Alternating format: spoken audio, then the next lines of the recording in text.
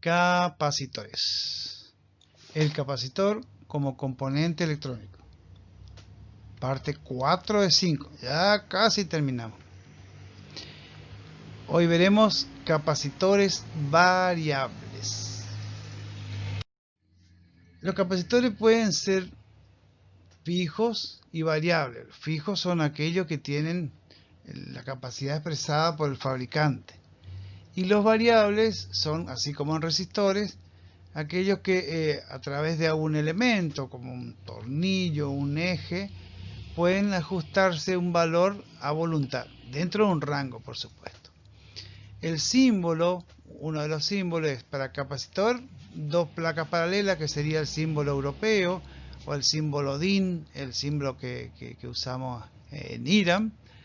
Y el capacitor electrolítico es similar, solo que tiene un signo más donde se conectará el positivo de la fuente de alimentación, generalmente de corriente continua. Para esa norma existen los capacitores variables, como se ilustra en la parte inferior.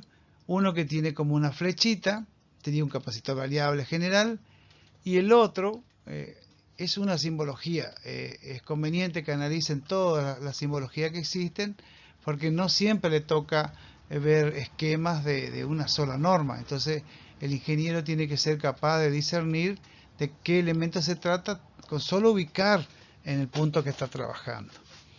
A la derecha, en la parte inferior, aparece el esquema de un capacitor variable ajustable.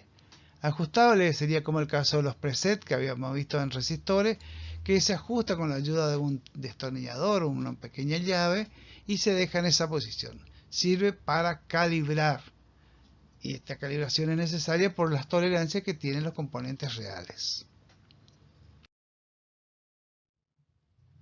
Unos tipos de capacitores hoy en día casi no utilizados, generalmente venían en tándem en las primeras radios transitores, usaban así como si fuera un semicírculo, un semicírculo fijo y otro variable, y si hago variar una de las placas de un capacitor, eso sería el capacitor en este caso, si yo varío una de las placas, el área neta enfrentada va cambiando.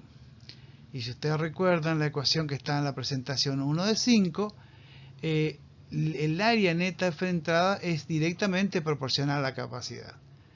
Recuerden, la capacidad es directamente proporcional al área neta enfrentada e inversamente proporcional a la distancia que la separa. En este caso, la separación para el capacitor variable que se ilustra en el medio de la figura no varía la distancia, pero sí el área neta enfrentada. Con eso se obtiene una variación de capacidad dentro de un rango al girar este eje. Estos se utilizaron mucho en los primeros radiotransistores para cambiar las estaciones. A la izquierda, más abajo, se ve un capacitor de preajuste. Se puede observar en la parte superior como un tornillo, donde con la ayuda de un destornillador, en realidad estos en radiofrecuencia no pueden ser metálicos, porque ese metal interfiere en la capacidad y me cambia la sintonía. Entonces era común utilizar un tipo de destornilladores dieléctricos, plásticos, ya sea comprado o construido ad hoc, como por ejemplo con un cepillo, el mango de un cepillo de diente en desuso, o algún elemento de plástico que se puede usar como destornillador. Acá vemos otro tipo de capacitores variables. En el caso de la figura superior de la izquierda, tiene un tornillo que está escrito en inglés y tiene dos materiales y entre medio un dieléctrico, la mica un dieléctrico. Y este material conductor es plata. Y en este caso sí, no variaría si el área neta enfrentada, porque es una proyección de la placa que está en forma inclinada respecto de la otra. Entonces, a medida que yo ajusto el tornillo, se aproxima más una placa de la otra y obtenemos mayor capacidad. Por supuesto que esto sirve solamente para ajustar y luego se deja en este punto.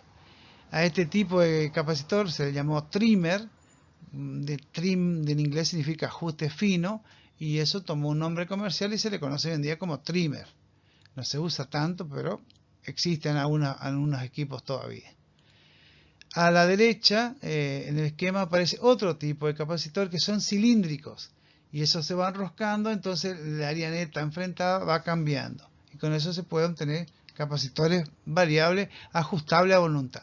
Estos generalmente se ajustan y luego se fija con un tipo de pintura, de barniz. Nosotros generalmente usábamos pintura de uña, pedido prestado, van a la ama de casa y le dice, bueno, necesitamos tu pintura para hacer un análisis equitativo, y le pintamos al componente para que no se mueva.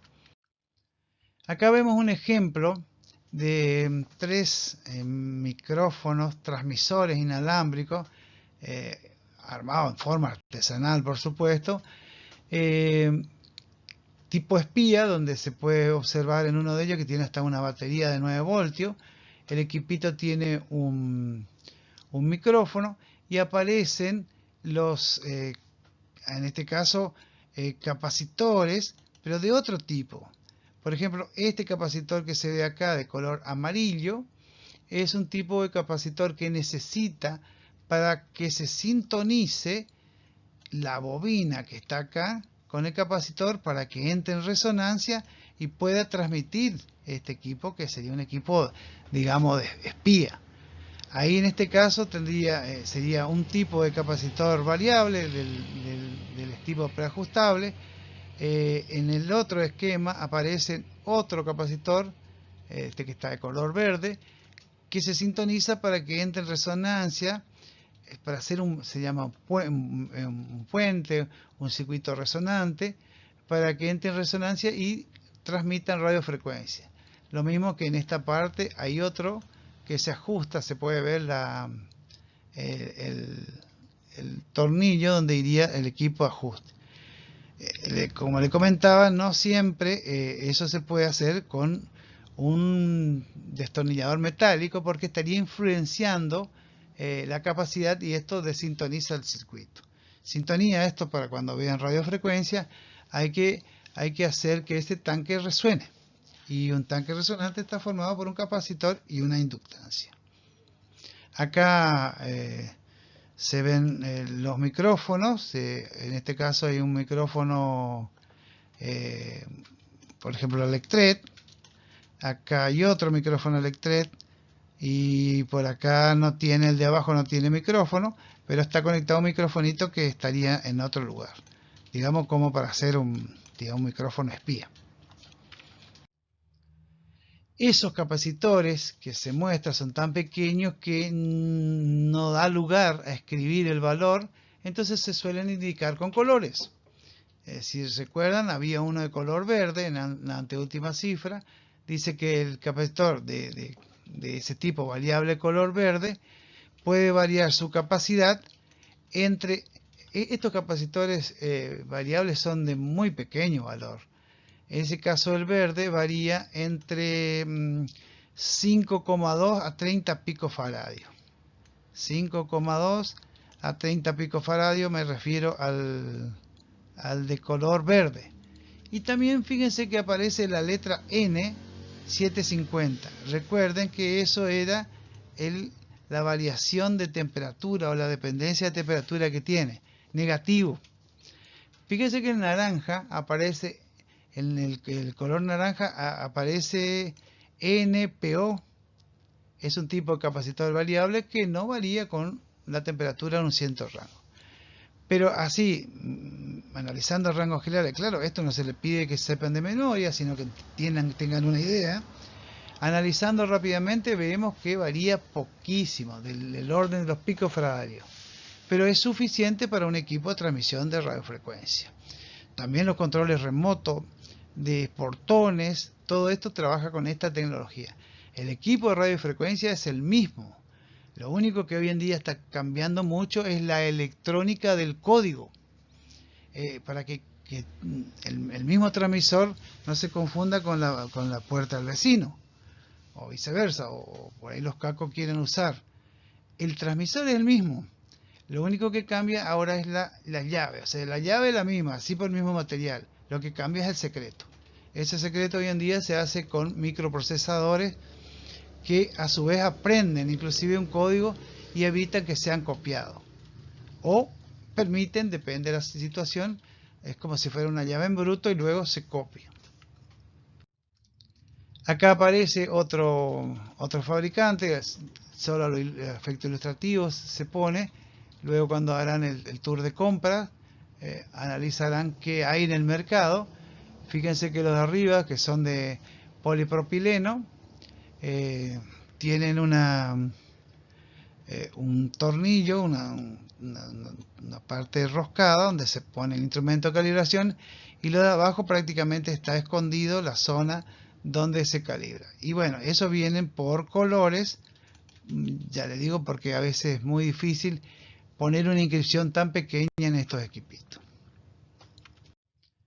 Acá tenemos una ampliación de los dos modelos. El de la izquierda sería casi como un equipito del tamaño de un muy pequeño capacitor, y el de la derecha tiene las placas que pueden ser ajustadas con un destornillador. En realidad no se usan destornilladores, se usan calibradores, elementos dieléctricos especiales porque acá al trabajar en altas frecuencias, cualquier elemento que se aproxima le cambia la capacidad y cambia el punto de trabajo. Y con esto damos por finalizado la parte 4 de 5. Muchas gracias por su atención.